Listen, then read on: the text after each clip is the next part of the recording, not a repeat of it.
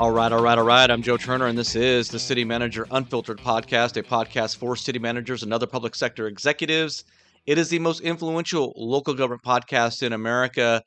And today I'm flying solo, no guests. I want to talk about the recruitment process, recruiters, recruitment firms, and a project I've been wanting to launch for quite some time. That is the ability to leave ratings and reviews on individual recruiters and recruitment firms. I've talked about this in the past, but I'm going to tell you now we are going to be moving forward with this under the American Association of Municipal Executives umbrella. This is going to be an AAME project. I want to give our members the opportunity to communicate, to express their frustrations, their concerns, their praise for the recruiters and recruitment firms out there, because up to this point in time, there has never really been an opportunity afforded candidates, executives, to leave this sort of feedback.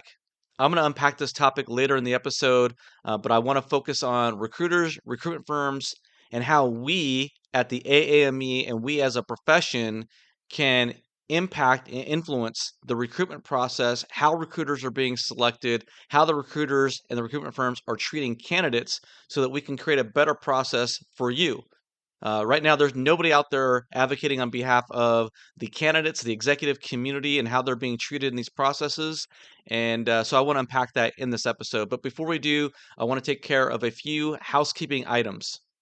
First on the docket is that we have a couple of city managers across the country who are in need of our assistance.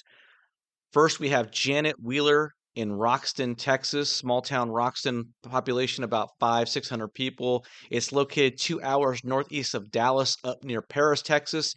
And the family of Janet Wheeler, the community, her friends, they're all coming together on Labor Day, September 1st, to hold an auction and a charity event to raise money for her medical care and treatment. She's frankly fighting for her life, folks.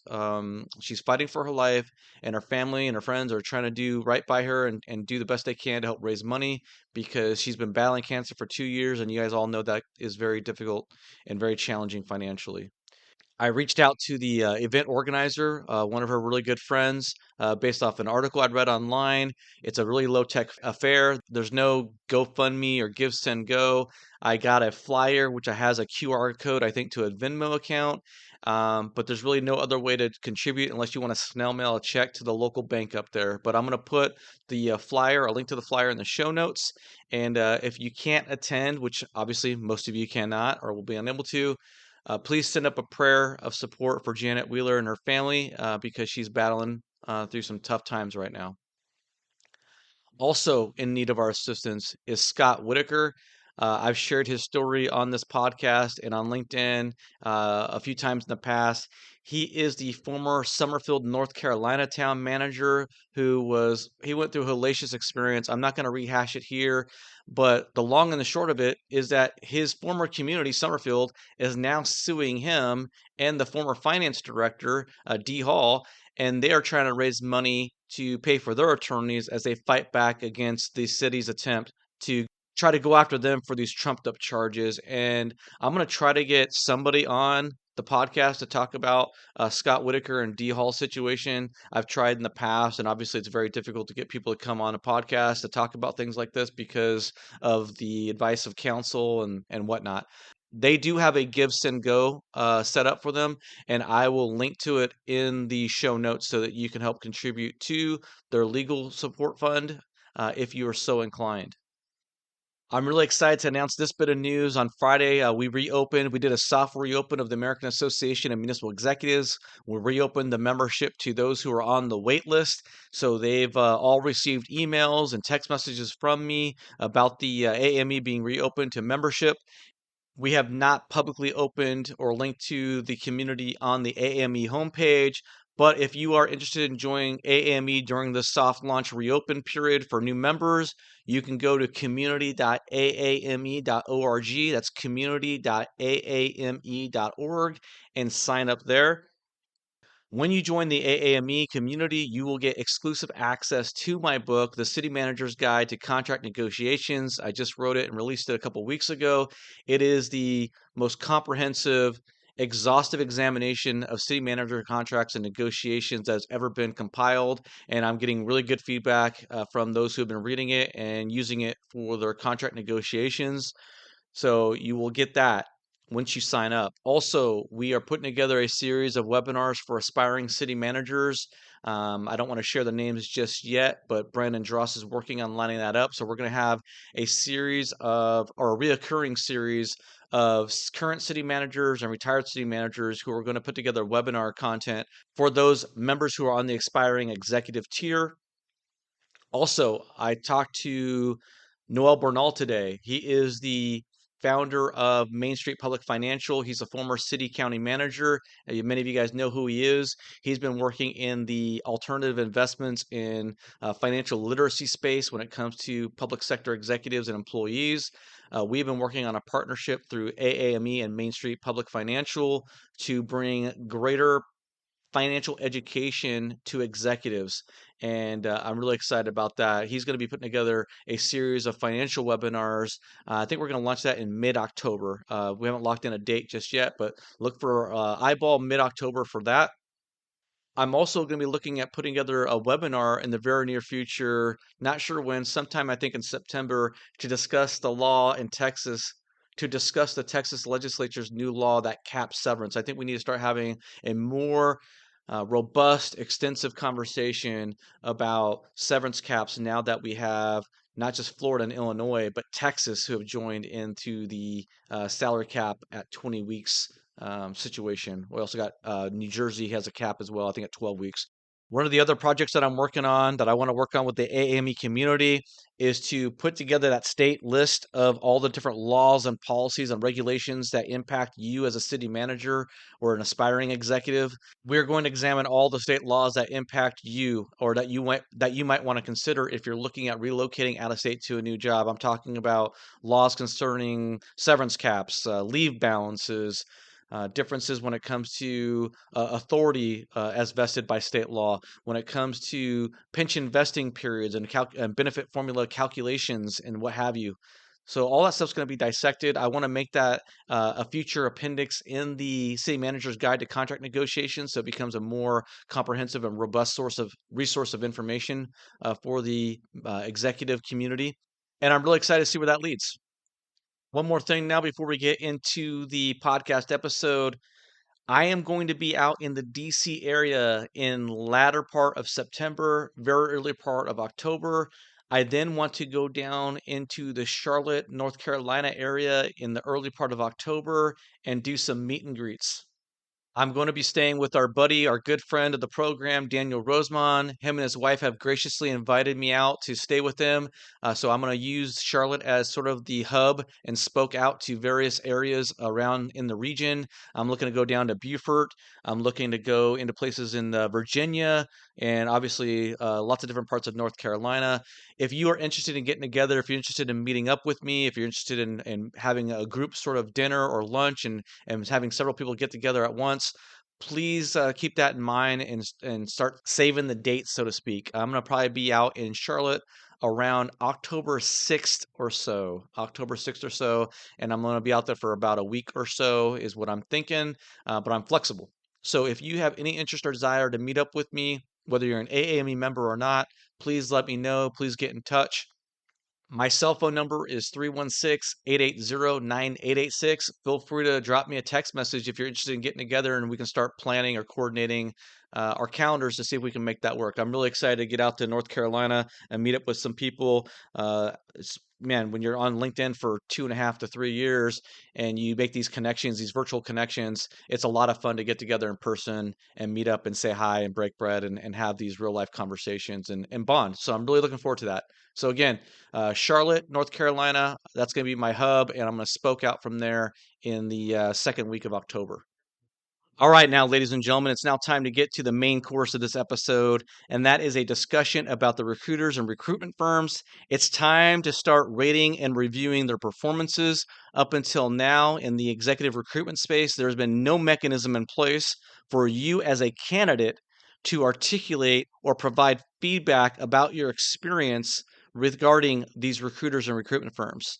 And it's a travesty because literally None of your interests are not being represented in the process whatsoever. It is a conversation that's being had between the local government agencies and the recruitment firms or the recruiters themselves, and you are just a bystander, a spectator in the outcome, and no one seems to even care that you exist. They know you exist, but the local governments seemingly have no clue to even think about wondering what the candidate's perspective is when they're doing these RFPs and they're selecting the recruitment firms.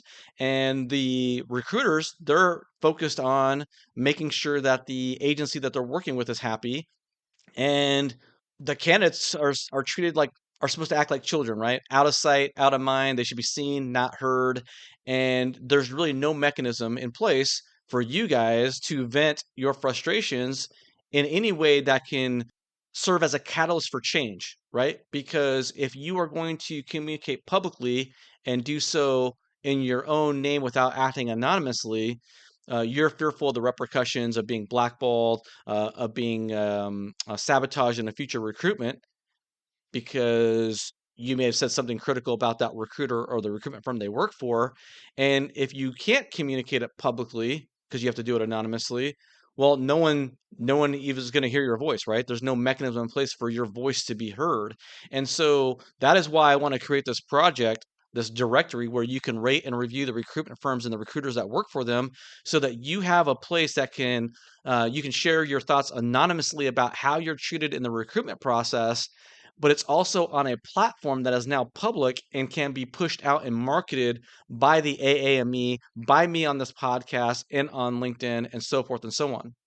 It's easy for the people who follow me today when I have close to 20,000 followers on LinkedIn, and I've been doing this podcast now for over 2 years. We're 120 episodes in, and I'm well known now, and I have influence within the profession because of all the work I've done over the last 3 years. But it's very easy for everyone to forget that when I started speaking out against Baker Tilly, I did not have the platform that I had today. I was just barely starting. I had barely 5,000 followers at the time when I did the podcast episode that criticized them. And even before that, when I was criticizing the ICMA and the issues related to James Freed, I had like 1,000 followers. I was still working as a city administrator, and I had some concerns about what impact my criticisms of the ICMA and Baker Tilly were going to have on my future job prospects, to be quite honest. So it's easy now, 2+ years later, for folks who are listening who are not really remembering the timeline to think, oh, it's easy to speak out and be heard, and now that I have this voice. But at the time that I did this, it was risky. I took on a lot of risk, and I'm not saying that for you to give me a pat on the back, but I'm saying this. I'm putting this groundwork out there for you because I want to impart this following little nugget. Up until the time that I started criticizing the ICMA and Baker Tilly in public on my LinkedIn pages and then on the podcast, I had not seen a word from anyone in a public space, any public platform or vehicle, where there was constructive feedback or criticism being leveled against those two organizations. And I say that because once I did start communicating some concerns about ICMA and Baker Tilly, then I started getting feedback from a bunch of people who were contacting me confidentially. They didn't want their name to be associated with it. They didn't want to be out there public and front and center because they didn't want the repercussions. But they knew that I was a vehicle for them to express their frustrations. And so I had multiple people come to me in multiple forms, whether it's phone call, text messages, LinkedIn messages, etc., to communicate their frustrations and their criticisms about those organizations.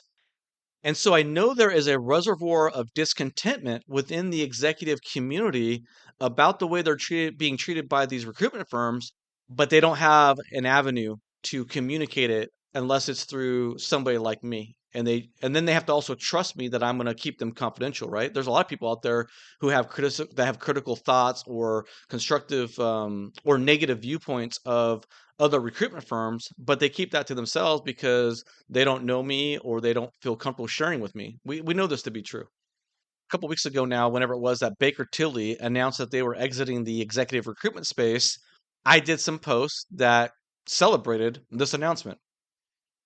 And it was interesting because I once again received a bunch of messages from people, first of all thanking me or congratulating me, yada yada yada, regarding the demise of Baker Tilly. But then I had other individuals who were expressing frustrations about other recruitment firms, right?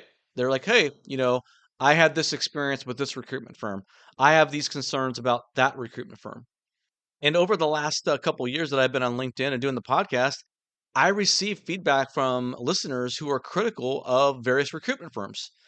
And it's one of those things where it's like, well, you're telling me such and such happened to you, but you want to remain confidential. And so, therefore, since I can't communicate this information without somehow divulging you or compromising your identity or putting you in a precarious position, what am I supposed to do with this information? What do I do to get it out there? If I had a dollar for every single time I talked to a city manager about something that bothered them regarding their personal situation, as far as with their council or their staff or with a recruitment firm, man, I could retire. But since I can never share it, it basically I serve as essentially a dumping ground. And I don't mean that negatively. I'm just talking in terms of for people to dump their frustrations on me and communicate. I'm like a sounding board, right? I'm a shoulder to cry on, to lean on. But there's not a lot I can do with this information. So it's been bothering me for a couple years now that I know there's concerns and reservations about different recruiters and recruitment firms, but I don't feel comfortable prosecuting the case against them because somebody told me confidentially certain pieces of information, and I can't put it out into the public domain and support any criticisms that I might want to levy. Does that make sense? Right? So what do I do? Again, I think this vehicle, this mechanism of creating a directory whereby candidates can leave ratings and reviews of the recruiters and recruitment firms will play a very important pivotal role in influencing recruitment firm and recruiter behavior in the very near future. I think we're going to have some really good results in the very near future once this directory goes live. I'm aiming to have it October. I'm shooting for October, that we can start getting it live, start getting repopulated with reviews, and I'm thinking January of 2026. Once we have a directory site that has a decent level of reviews listed on there, I'm hoping. Maybe it falls on its face. Maybe I'm completely misreading the market, but I'm hoping that by January of 2026, I will have this resource that we can point to, and we can basically have public grades of these different recruiters and recruitment firms. And that these grades can be used to communicate very important information to the governing bodies that are looking to hire these different recruitment firms. I believe that once we get that out into the ether, out into the universe, so to speak, that there is this channel, this mechanism, this platform, this grading system of the recruiters, that it's going to be heard by the elected officials and the HR directors who are going through these RFP processes, right? And I do think it's going to engender some sort of response by the recruitment firms. They're going to have to respond in some form or fashion.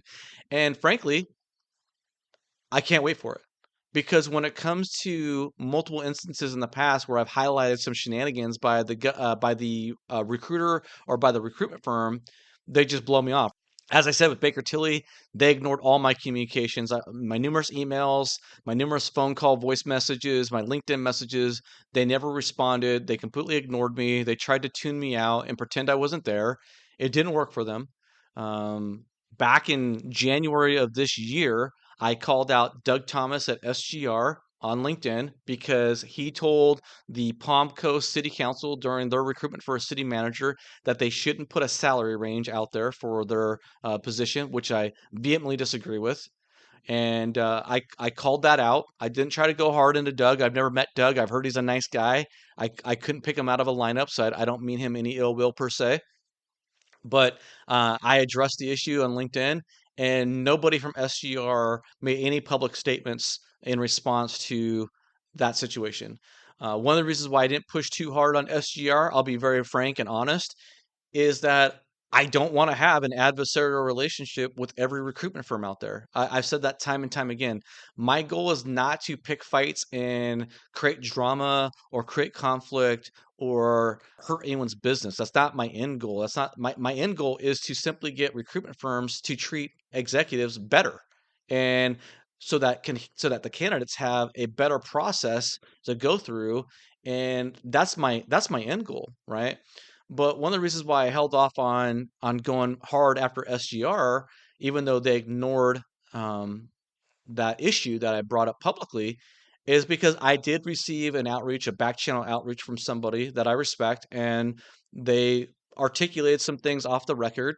And out of respect and appreciation for the fact that I did receive contact, I've sort of held off from being super aggressive against SGR.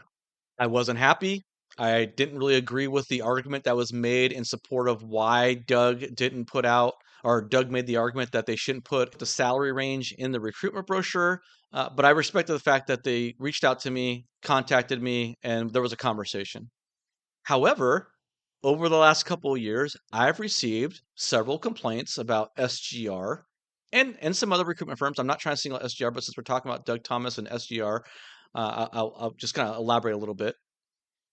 I've received several complaints about SGR. In fact, I received one just a couple weeks ago when I posted the Baker Tilly situation about how they handle the recruitments. And I don't really want to articulate what those concerns are because I don't really have any evidence to support it. And I don't really want to smear um, a recruitment firm or recruiters or anything like that. So again, this gets back to my belief that the directory where actual candidates, right, who are AAME members, so we're gonna have legitimate reviews. These are not going to be fake AstroTurf reviews. They're not going to be phony baloney, spam bots, manipulation, anything like that. These are going to be verified, reliable reviews by verified members of AAME, but they'll be able to do so anonymously. And they're going to be able to communicate and articulate these concerns and frustrations. And then we can start to see, okay, what is sort of billowing up to the top? Like what's bubbling up to the surface here? And is there fire where there's smoke? Right? Because it's one thing for me to hear bits and pieces about this recruitment firm or that recruitment. There's a couple of California recruitment firms where, I have some individuals who tell me if you're a white male, you might as well not even apply for a position with that recruitment firm because you're not going to get a job. You're not going to be in contention. Again, I don't know if that's true or not. And I don't want to put that recruitment firm on blast because it's just a couple people's tell me something on background that in confidentiality that I can't share. So again, if no one's going to give me information that I can work with publicly, then what am I supposed to do with it? But if you have recruiters or recruitment firms that are being labeled by multiple people on ratings and reviews that they're engaging in this practice or that practice, or they're doing X, Y, and Z, then obviously that starts to carry more weight. And then we can start holding those recruitment firms and recruiters accountable for the things that we're hearing about. And we can start pressing and asking questions and demanding answers. And we can start articulating the feedback that we're getting in response to these questions to the various governing bodies that are looking to select the various recruitment firms to do the recruitments to fill those vacancies. Now, let me tell you a few of the complaints I've heard. I'm not going to say this is for SGR or any other recruitment firm. I'm not naming recruitment firms. This is simply me articulating some of the concerns and frustrations that executives have shared with me over the last couple of years regarding their experiences with recruitment firms and recruiters. We all know about the concerns about lack of communication or responsiveness, right? The idea that candidates hear that they haven't gotten a job because they read it in a newspaper article. We get all that. That's a pretty common complaint, obviously, and so we've already covered that in years past. Additional complaints that I get from these candidates are that they believe that recruitment firms will boost or push or give some rub to the candidates who have engaged them in other roles for other services. So if you are an executive recruitment firm and you're engaging in other sort of government consulting services, there is a belief out there by some candidates that some of these recruitment firms get play favorites essentially with those candidates. I don't know if that's true. I just heard it. I've heard that some recruitment firms will allow former managers to serve in various roles within that organization when they're going through a transition. And there's a belief that when those candidates who are in transition and serving in some sort of role for these recruitment firms become a candidate for a recruitment that they are running, that those candidates get a push and they're the favorites. I have been told by some that they believe recruiters have a small Rolodex of people, maybe a dozen, 2 dozen individual managers that they've worked with over the years, and that when there's a vacancy that comes open or an interim city manager vacancy that comes open, that they feel like these favorites, these quote unquote favorites in the Rolodex within their sort of network, their professional network, seem to get first dibs on these opportunities. As I said a minute ago, I've been told that one or more of the California firms seem to be heavily weighted or biased against white males. The opposite is I've been told that there is a large firm in this country that basically engages in national recruitments, and that there's a concern that women don't really get a fair shake in their recruitments. It's hard to make heads or tails of these different allegations that I receive or these complaints or criticisms because, again, um, I can't really point to anything concrete to support me making an argument. One of the things that separated or differentiated my focus on Baker Tilly from engaging in criticism on other recruitment firms is that the Baker Tilly situation was in the public record. I had read an article and seen with my own eyes, and it was a fact that they had ambushed a finalist in the Canfield, Ohio search with regards to taking a lie detector test. That was on the record. It was verifiably true. There was no confidential sources or on background or he said she said. And so one of the things I'm hoping is that as this directory becomes more sort of mainstream and becomes more credible as we get more reviews over time, it becomes, say, for example, part of the standard process for reviewing recruiters, right? The HR director provides a report to the governing body about the AAME directory, what the rating is. This recruitment firm has a 4.3 rating out of 5 stars. This one has a 4.2. This one has a 2.5. I think as we create a vehicle like this directory that becomes more of a foundational underpinning for the recruitment RFP process, that I'm hoping that city managers and candidates become more vocal and more willing to go out onto the public record to communicate these concerns, because there's going to be real consequences for the recruitment firms not treating our candidates very well. There's going to be real life repercussions because this directory is going to have a huge impact. If it plays out the way I want it to play out, this directory is going to hugely influence recruitment firms and how they behave moving forward. In the past, I've talked about my political activism, being a political operative, how I've been able to influence and effectuate change a little bit. I've been pretty vague about it. I don't really want to get into the weeds or the details. I don't like to brag about that stuff. I think a lot of it sounds really braggadocious and blustery. And I'd rather talk softly and carry a big stick instead of talk loudly and be really weak and passive. You always have to watch out for the quiet ones, right? As the saying goes.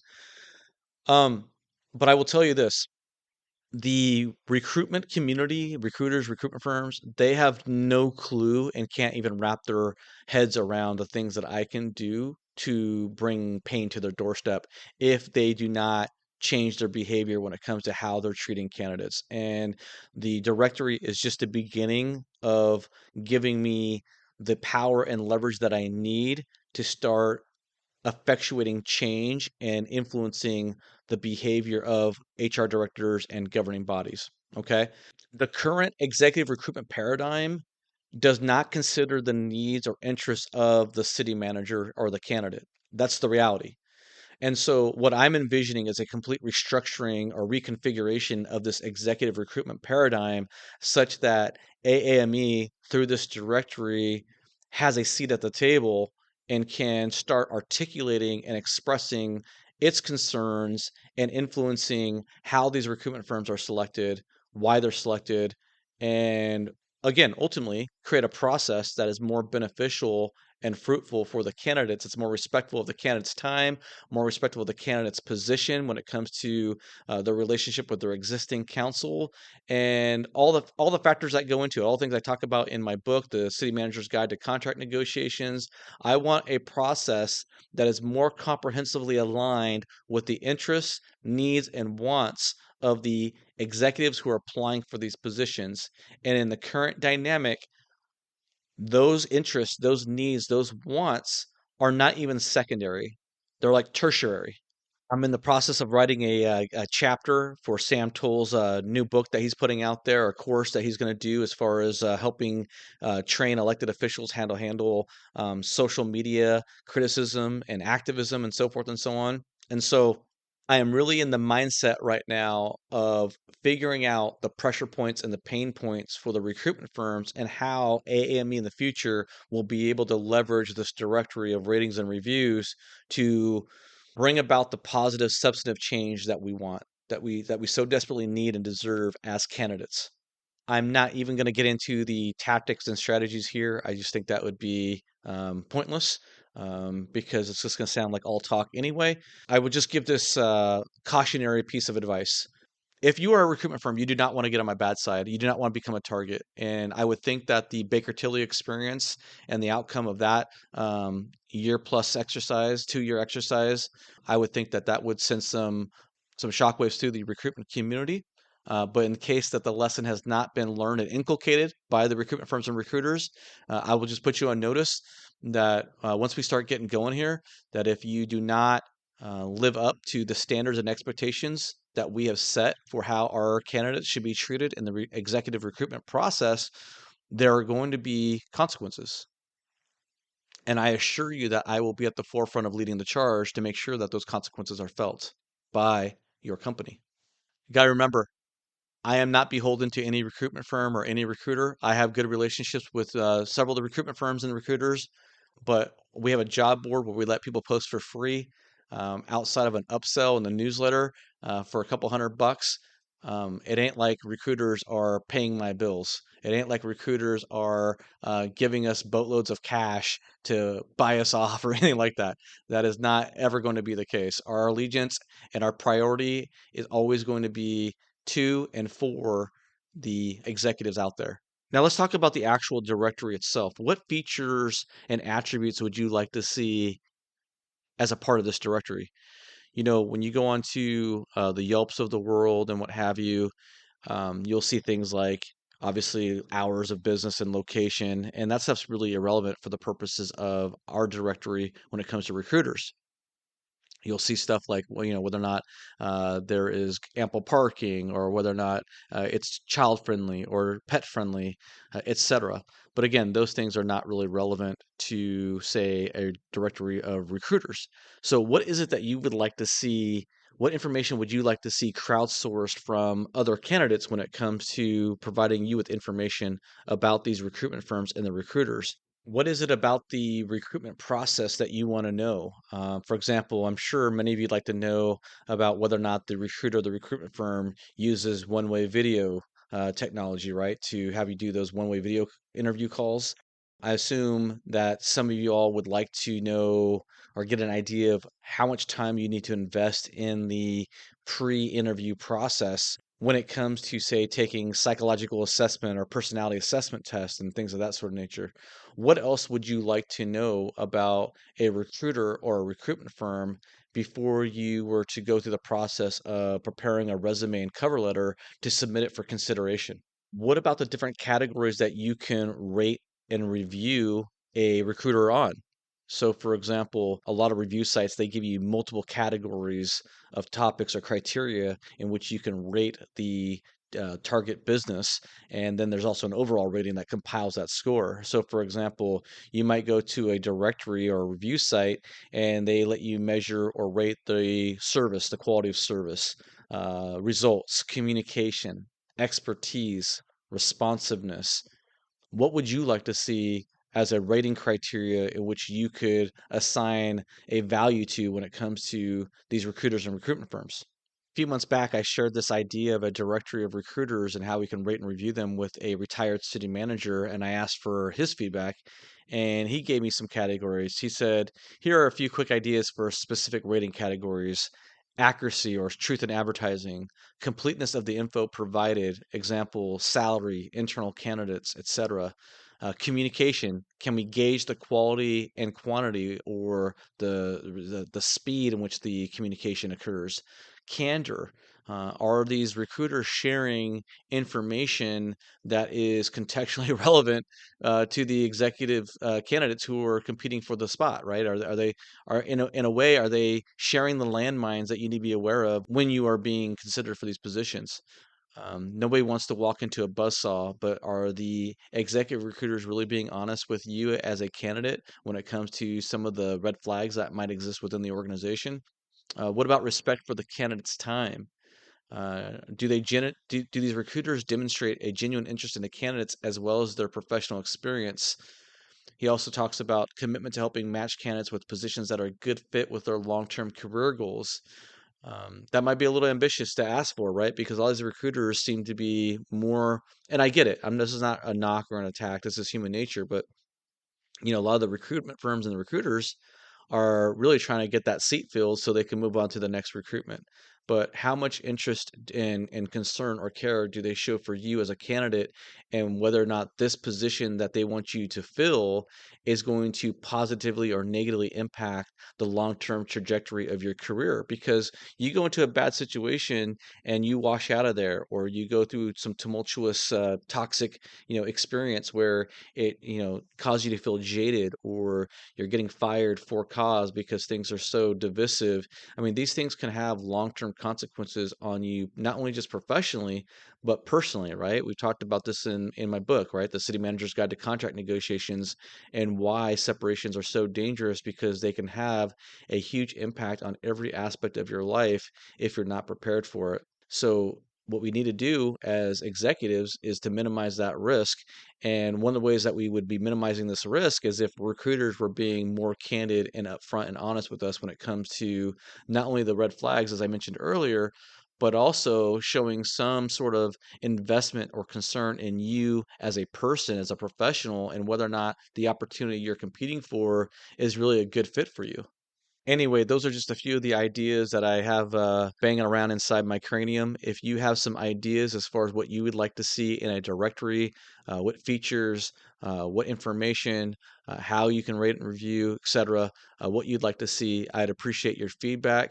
At this point in time, I'm anticipating only allowing members of the AAME to provide reviews, but to make it publicly available to anybody who has access to the internet. So I'm really curious to get your feedback on all these different things we talked about. I think this is a much needed resource for the executive community, to have some way, some mechanism whereby other executive candidates can shine the light of their experiences out there into the public domain, so that others can learn and see what's going on. Because right now, the only time you ever hear bad things about recruiters and recruitment firms is if you have a personal relationship with an executive who's gone through the process and they feel comfortable sharing with you.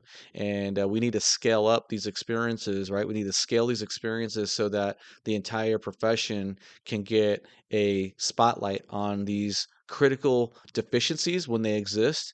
And we also want to be able to share the good things about these recruiters and recruitment firms when they're doing things right. And we want to tout that and encourage and incentivize that. And that's one thing that AAME can do as well, right? If AAME sees that there's recruiters or recruitment firms out there that are doing a really good job, then we can spotlight those and give them some push, and hopefully that impacts the RFP selection process by these local agencies. So I'm really excited about where this is going, where this is heading into the future. I think this is really going to be a great addition to the profession when it comes to improving things for you as and when you're a candidate. And I'm looking for your feedback. All right, that's going to do it for me today. I'm Joe Turner. This is the City Manager Unfiltered podcast, a podcast for city managers and public sector executives. If you like the content, if you value what I'm doing, please hit that follow or subscribe button on your platform of choice. And if you like the content, please do not forget to leave a rating or review on your platform of choice. And I haven't asked for this in a while, but if you're interested in hearing about a certain topic or want me to bring on a certain guest, hit me up and drop me an email. Let me know. citymanagerunfiltered@gmail.com. That's citymanagerunfiltered@gmail.com. Send me your recommendations or suggestions for who you'd like to see me interview. And if you want to be a guest on the podcast, don't be afraid to hit me up. All right. See you next week.